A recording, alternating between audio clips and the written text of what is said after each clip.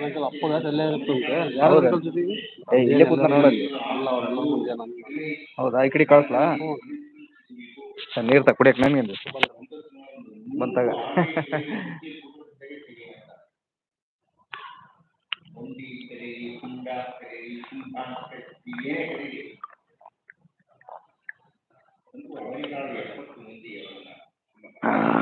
ಅರ್ಧ ಲೀಟ್ರ್ ಹೋದ್ವು ನೀರು. ನಾವು ಮರೆಯಕೂಡದು ಆರಂಭ ಯಾಬ ಇಲ್ಲ ಅದು ಅಕ್ಕಡಿಗೆ ಮತ್ತೆ ಕುತ್ಕೊಳಕ್ಕೆ ಜಾಗ ಐತಲ್ಲ ಅಕ್ಕಡಿಗೆ ಸ್ಟೆಪ್ಸ್. ಹಾಂ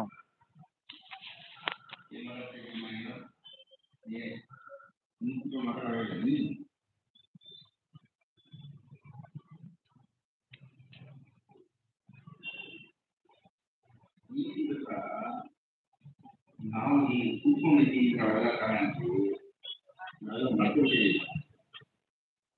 ಅವರು ಉದಾಹರಣೆಯಿಂದ ಏನು ಅನ್ನೋದು ಬರ್ಬಿಟ್ಟಿದ್ದೀವಿ. ಅವರೆಲ್ಲರ ಬಗ್ಗೆ ನಾನು ಮಾತಾಡಿದ್ದೀನಿ ನಿಮಗೆ. ಯಾರಾದ್ರೂ 3 ಜನರ ಬಗ್ಗೆ ಸುಮ್ಮನೆ ನೆನಪಿಸಿಕೊಳ್ಳಬೇಕು. ಈ 75 ವರ್ಷಗಳ ಸ್ವಾತಂತ್ರ್ಯದ ನಂತರ ನಾವು ಹೀಗಿದೀವಲ್ಲ, ಇಷ್ಟು ಚೆನ್ನಾಗಿ ಕೂತ್ಕೊಂಡಿದ್ದೀವಲ್ಲ, ಇಷ್ಟು ಜೋರ ಮಾತಾಡೋಕೆ ಆಗ್ತಿರುತ್ತೆ. ಎಲ್ಲಿಯ ತನಕ ಇತ್ತು ಅಂದ್ರೆ, ಬಿಳಿಯನೊಬ್ಬ ವಿಸರ್ಜಿಸಿದ ಮೂತ್ರವಾಟಿಕೆಯಲ್ಲಿ ನೀವು ಹೋಗಾಗಿರ್ಲಿಲ್ಲ. ನೀವು ಹೋದ್ರೆ ನಿಮ್ಗೆ ದಂಡ ಹಾಕ್ತಾ ಇದ್ರು. ಬಿಳಿಯನೊಬ್ಬ ಕುದುರೆಯನ್ನು ಹತ್ಕೊಂಡು ಹೋಗ್ತಾ ಇದ್ರೆ ದಾರಿ ಮಗು ಅಡ್ಡ ಬರುತ್ತೆ. ಆ ಮಗು ಕೈ ಮೇಲೆ ಕುದುರೆ ಕಾಲಿಟ್ಬಿಡುತ್ತೆ. ಮಗು ಕಿತ್ತು. ಅವರಪ್ಪ ಒಂದು ಆ ಕುದುರೆ ಮಾಲೀಕನಿಗೆ ಹೇಳ್ತಾನೆ, ಕ್ಷಮಿಸಿ ನನ್ನ ಮಗು ನಿಮ್ಗೆ ಅಡ್ಡ ಬಂದ್ಬಿಡುತ್ತೆ, ಕುದುರೆ ನೋವಾಯ್ತೇನೋ. ಅಂಥ ದುಸ್ಥಿತಿಯಲ್ಲಿ ಇದ್ದವರು ನಾವು. ನಮಗೆ ನಮ್ಮ ದೇಶ, ನಮ್ಮ ಭಾಷೆ, ನಮ್ಮ ಉಡುಪು, ನಮ್ಮ ಕಲೆ, ನಮ್ಮ ಸಂಗೀತ ಯಾವುದಕ್ಕೂ ಬೆಲೆ ಇಲ್ಲದೆ ಇದ್ದಂಥ ಒಂದು ಕಾಲ. ಹೀಗೆಲ್ಲ ಕೂತ್ಕೊಳ್ಳೋಕೆ ಸಾಧ್ಯ ಐತೆ ಅಂದ್ರೆ, ಒಟ್ಟಿಗೆ ಹೀಗೆ ಕೂತ್ಕೋಬೇಕು ಅಂತಂದ್ರೆ ಸರ್ಕಾರದ ಅನುಮತಿ ಬೇಕು.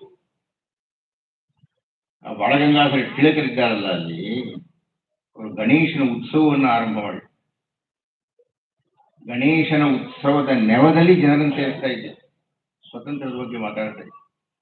ಬಹಳ ದೊಡ್ಡ ವ್ಯಕ್ತಿಗಳಲ್ಲಿ ಇರತಕ್ಕಂಥವರು. ನಾವು ಒಬ್ಬೊಬ್ಬರ ಬಗ್ಗೆ ಮಾತಾಡಿದ್ರು ಮತ್ತಿನ್ನೊಂದು 5-6 ದಿವಸ ಆಗುತ್ತೆ. ಅದನ್ನು ಮಾತಾಡಲ್ಲ. ಅವರ ದೊಡ್ಡ ಹಿರಿಮೆಯನ್ನ 1-2-3 ಅಂಶಗಳನ್ನು ಮಾತ್ರ ಹೇಳ್ಬಿಡ್ತೀನಿ. ಇದೆಲ್ಲ ಹೇಳಿದ್ದೀನಿ, ನಂಗೆ ಗೊತ್ತಿಲ್ಲ ನೀವು ಎಷ್ಟು ಮಟ್ಟಿಗೆ ನೆನಪಿಸ್ಕೊಂಡಿದ್ದೀನಿ. ಬಾಳಗಂಗಾಧರ ತಿಲಕರು 6 ವರ್ಷಗಳ ಕರಿ ನೀರಿನ ಶಿಕ್ಷೆಯಲ್ಲಿ ಅಂಡಮಾನ್ ಸೆರೆಮನೆಗೆ ಹೋದಾಗ ಬಹಳ ಶಿಸ್ತಿನ ವ್ಯಕ್ತಿ. ಅವ್ರು ಏನು ಕರ್ತವ್ಯ ಕೊಟ್ಟಿದ್ರು ಅದನ್ನು ಮಾಡಿ ಮುಗಿಸ್ತಾ ಇದ್ರು. ಅಲ್ಲಿನ ಜೈಲಿನ ಅಧಿಕಾರಿ ಅವ್ರನ್ನ ಕೇಳ್ತಾರೆ, ಇಷ್ಟು ಶಿಸ್ತಿನಿಂದ ಇದ್ದೀರಿ, ನೀವು ಏನು ಸಹಾಯ ಮಾಡ್ಬೇಕು ಹೇಳಿ. ಅದು ಇವರು ಕೇಳ್ತಾರೆ, ನನಗೆ 1000 ಹಾಳೆಗಳನ್ನು ಮತ್ತು ಮಸಿಯ ಕುಡಿಕೆಯನ್ನ, ಶಿಸ್ತು ಕಡ್ಡಿಯನ್ನ ಕೊಡಿ. ಅವಾಗ ಲೇಖನಿ ಇರಲಿಲ್ಲ, ಅದ್ಕೊಂಡು ಬರೀಬೇಕಾಯ್ತು. 1000 ಹಾಳೆಗಳು ಬೇಕು ಅಂತ ಕೇಳ್ತಾರೆ. ಇನ್ನೇನು ಕೇಳಿಲ್ಲ ಅವರು.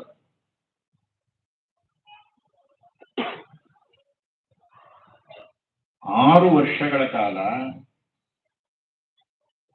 ಆ ಜೈಲಿನ ಕೋಣೆಯನ್ನ ತಪೋಭೂಮಿಯನ್ನ ಮಾಡ್ಕೊಂಡ್ಬಿಟ್ರು. ಬರೆದ್ರು 6 ವರ್ಷಗಳು ಬರೆದು ಹೊರಗಡೆಗೆ ಬಂದ ಒಂದು ಪುಸ್ತಕ ತಗೊಂಡ್ಬಂದು, ಅದರ ಹೆಸರು ಗೀತಾರಹಸ್ಯ ಅಂತ. ಭಗವದ್ಗೀತೆಗೆ ಸಂಬಂಧಪಟ್ಟ ದೊಡ್ಡ ಕೃತಿ ಗೀತಾರಹಸ್ಯ. ಸೆರೆಮನೆಯಲ್ಲಿ ಸೃಷ್ಟಿಯಾದ. ಅವರು ನಾಳೆ ಆದ್ರೆ ಕಾಂಗ್ರೆಸ್ನ ಅಧ್ಯಕ್ಷರಾಗಬೇಕು.